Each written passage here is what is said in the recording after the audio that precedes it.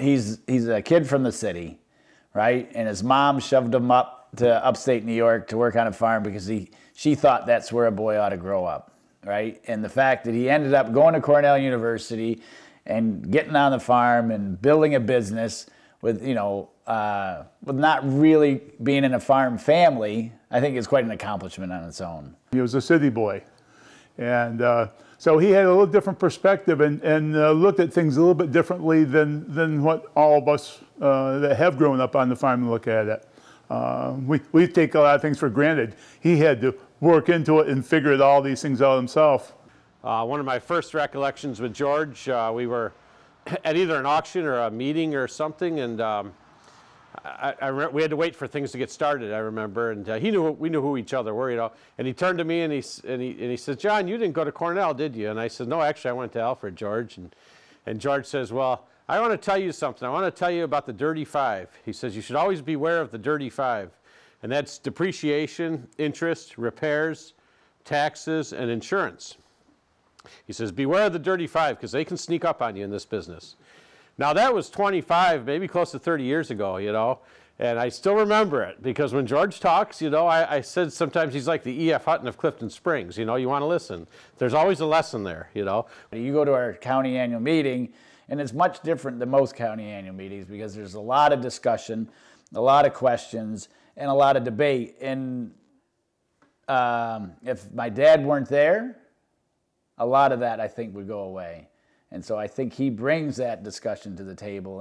And honestly, some people look forward to it and other people roll their eyes because that just stretches the meeting that much farther. Taxes affect all of us. Land preservation, farming preservation affects all of us. It doesn't a dairy farmer or a grape farmer or a vegetable grower. It all affects all of us, and I think that's what's important. And what George has brought to the table is to bring everybody together for a common goal. I've always had a lot of respect for George. He's helped launch a lot of careers of folks in agriculture through junior partnering, letting people come in and build equity through cows and such. A lot of successful farmers around here started working for George. So he's always gotten involved and given back to the community. And he commands a lot of respect, through that sort of thing. I think George is deserving for this Distinguished Service Award because he has had a lot of different perspectives in agriculture. As I say, about the writings in the American Agriculturist, working in the dairy industry, growing in the dairy industry like he has, and having an influence statewide.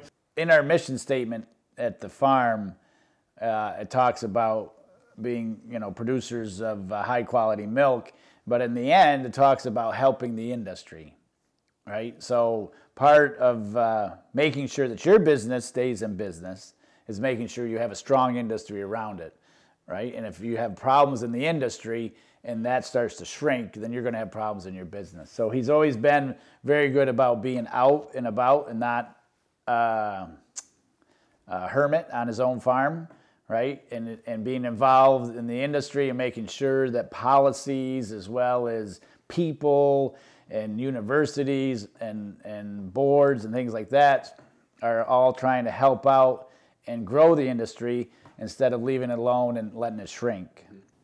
He's gotten a lot of awards, and another one is more like, oh boy, another one? Really? It's interesting, like he's on this farewell tour or something. We all recognize how many things he's done because we're around him all the time, but to have Farm Bureau and others recognize him, I think that's quite an accomplishment. So we're quite happy about that.